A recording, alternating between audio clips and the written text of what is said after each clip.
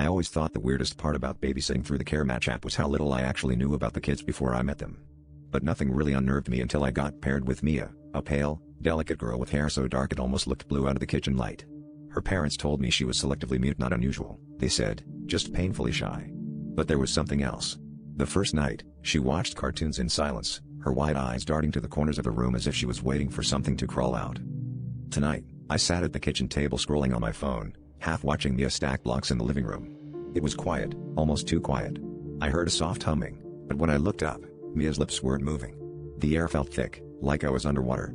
I shrugged it off as nerves, but then I noticed her staring at me, really staring, with an intensity that made the hairs on my arms stand up. That's when I realized the humming was coming from inside my own head, a tune I didn't recognize but suddenly couldn't forget. I tried to distract myself, but every time I glanced at her, she was mouthing words, silent, careful syllables I couldn't quite read. My heart hammered as the humming grew louder, drowning out every other sound. Then Mia stood up and walked over to me, her eyes never leaving mine. She leaned in, and without making a sound, she mouthed a sentence that matched the voice in my head exactly. "You're not supposed to be here." My vision tunneled as the lights flickered and the room seemed to stretch impossibly wide.